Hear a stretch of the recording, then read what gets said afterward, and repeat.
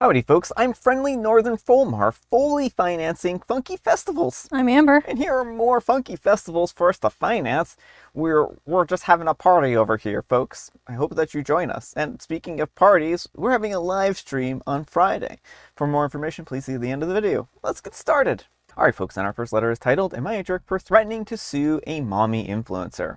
Posting for a friend who isn't on Reddit. I'm a 39-year-old female and my husband is a 44-year-old male, and we are currently looking for a new home after outgrowing our current starter home. We live in a suburb of a major metropolitan area. I'm an architect and he is an attorney.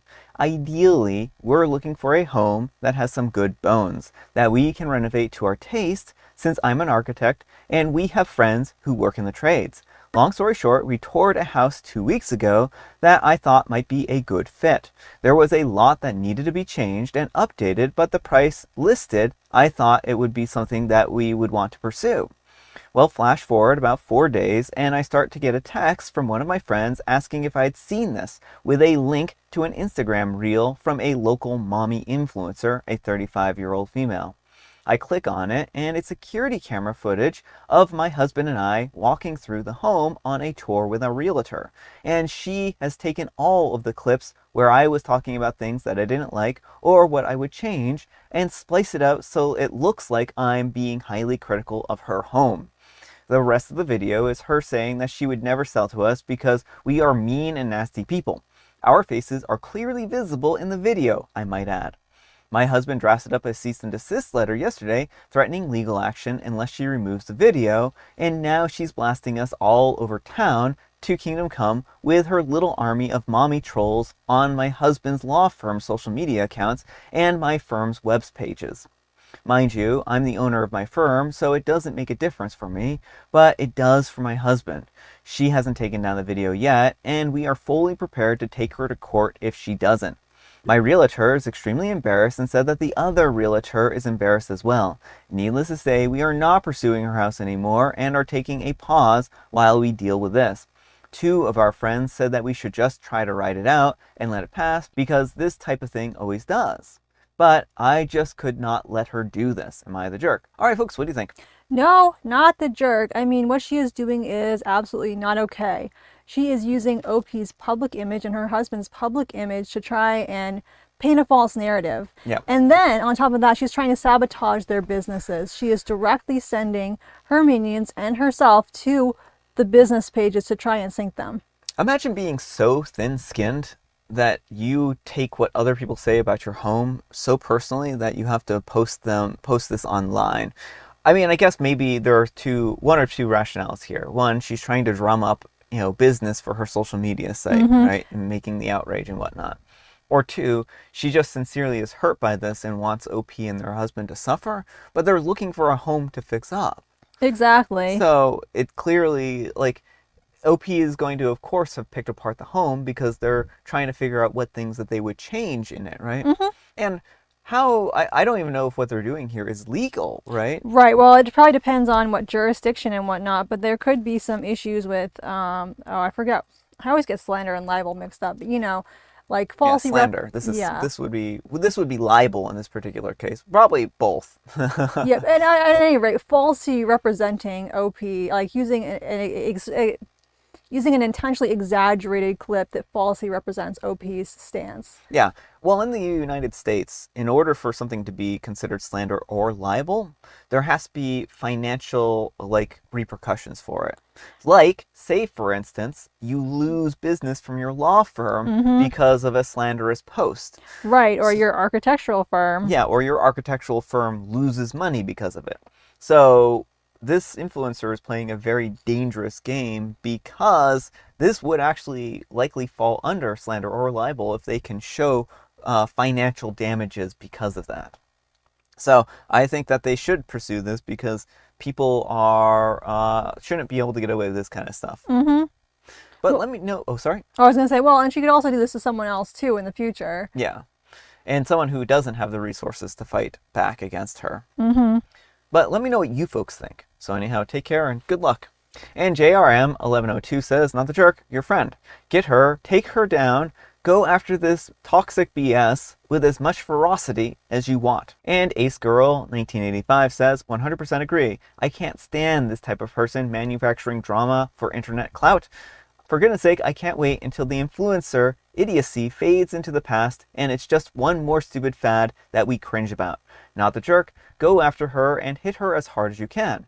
Also, I would be surprised if the realtor doesn't try to bring some kind of action against them or drop them entirely, as this is going to make it nearly impossible to sell the property when anyone who walks in could end up on the internet as fodder for some influencer wannabe. Yeah, well, I do think like she is shooting herself in the foot here, right? Right. Well, I mean, she's willing to tank everyone else's lives just for a little bit of internet clout. She hasn't thought about the repercussions to her realtor, to OP. Well, I mean, OP and her husband. She's clearly trying to destroy them intentionally, but does she really think her realtor is going to want to work with her if she does this kind of stuff? Yeah, and the answer is no, your realtor will not want to work with you. And Blue Green 1956 says, not the jerk. Show no mercy. People like her continue to do things like that because nobody ever follows through and nails them to the wall.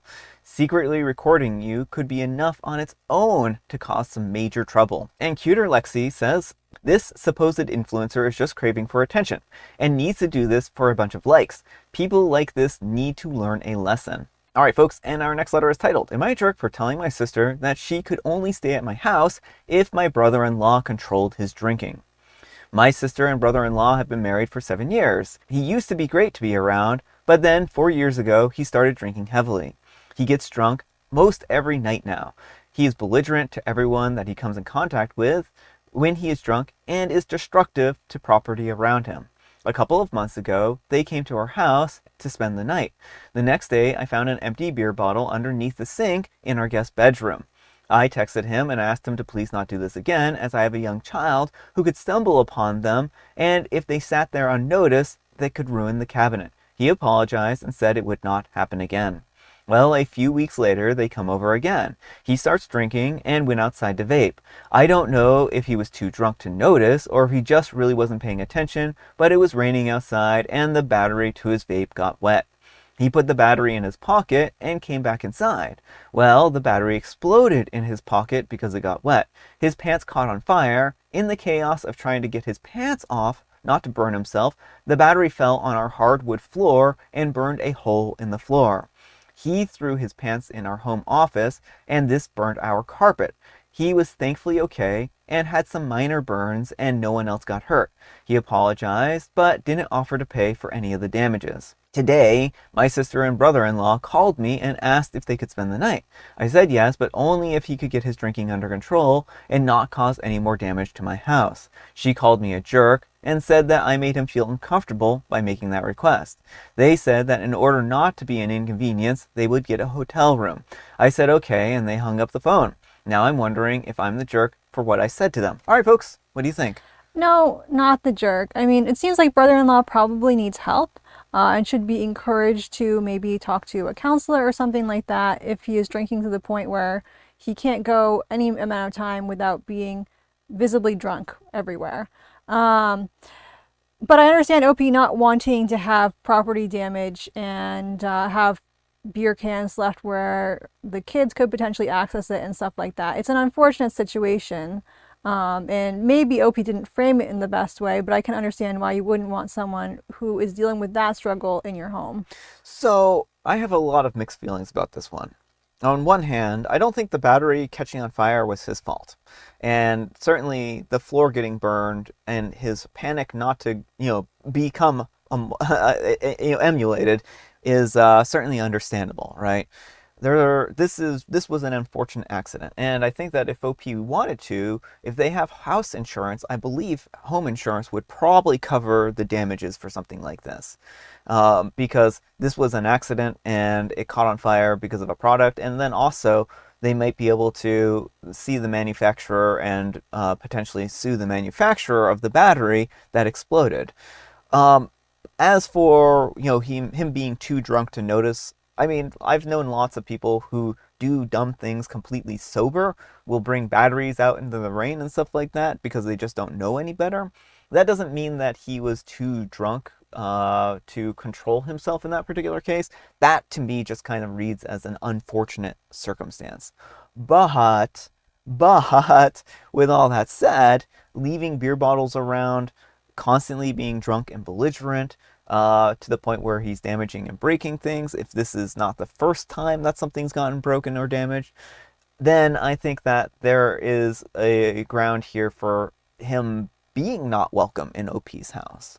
So I think that this is a difficult situation, and they kind of do need to talk to him if they think that his drinking is a problem. And it probably is a problem given the way that OP is describing this. But let me know what you folks think. So anyhow, take care and good luck. And But Rules says, not the jerk, your house, your rules. He's shown that he can't keep himself under control, so why would you expect a different outcome? Info, why do they spend the night so often seems kind of odd. And OP replies, we live near a big city and they live 2 or 3 hours in a rural area, so they come to the city for entertainment. And Fortune, where that be, says, not the jerk. He's only embarrassed because he knew all that was his fault, and he knew that he wasn't going to pay for your damages. I would suggest that you let your sister and brother-in-law know that in any future visits, let alone if they stay the night, that your house is a dry house. He cannot come over having anything to drink, and he cannot drink anything while at your house. If he's drunk or you smell alcohol on him, he will not be allowed in your house. The dude has a drinking problem and should not become your problem because he doesn't have any self-control, won't acknowledge that he has a drinking problem, or gets the help that he needs. I mean, again, substance use disorder is a really challenging problem for people to tackle, and I think that it requires a lot of compassion. Certainly, although I do think that pointing out that like he and his wife never offered any kind of compensation for the property damage or even reached out to see if it had been covered by insurance or anything. Like if someone is doing things that are destructive to your house and they're not compensating you, like that is an issue. Yeah. All right, folks, and our next letter is titled, Am I a Jerk for Refusing to Help My In-Laws Financially After Realizing That They're Taking Advantage of Me and My Wife? So I'm a 32-year-old female and have kind of reached my breaking point with my in-laws, and now apparently I'm the bad guy for it. My wife, a 34-year-old female, and I have been helping her parents out financially for years. We've covered the medical bills, helped with their mortgage, and whenever there was some emergency that they couldn't handle, we stepped in. We never really thought about it twice because, well, they're family, and my wife felt like it was our responsibility. But then I started to notice a pattern. Every time we gave them money, suddenly they had cash to go to a fancy restaurant, buy expensive designer clothes, or splurge on stuff that they did not need. At first, I tried to brush it off that maybe they just needed a little joy in their lives or whatever, but it kept happening.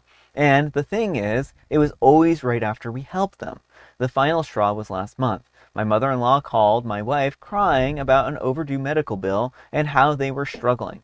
We sent them a good chunk of money because obviously that's important. A few days later, I see mother-in-law posting on Facebook about how they're having a much-needed getaway at some luxury resort. I showed my wife and she immediately started making excuses for them because maybe it was a gift. Maybe they used a different credit card. Maybe they were overthinking it. But the more I looked into it, the clearer it became. There were no overdue medical bills. They straight up lied to us so they could go on a fancy vacation. That was it for me. I told my wife that we're done funding their lifestyle. If they can afford designer clothes, they can afford their own house. My wife was hesitant at first. She's always felt it was her responsibility, but even she admitted that this was messed up.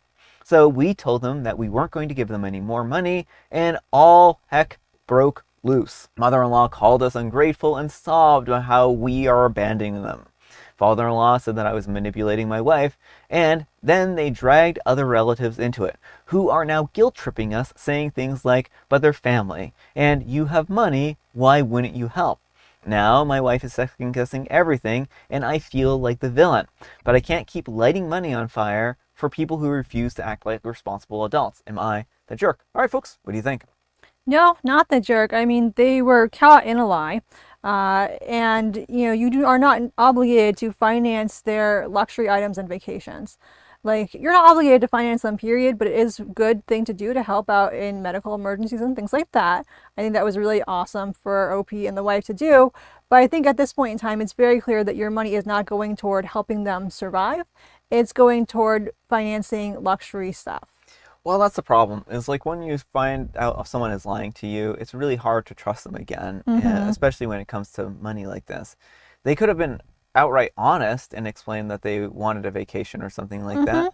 But no, they had to lie and they had to make up a fake emergency in order to get OP's money. And you know what? There might have been like a medical bill that was due, but if they had the money to go on a resort one way or another, then they had the money to pay the medical bill. Yeah. So either they are overcharging for the medical bill, like they claimed it was $1,000, but it was really like 250, or they are, just saving money aside and then using OP's money to cover the emergency while also going on a trip or purchasing luxury goods, right?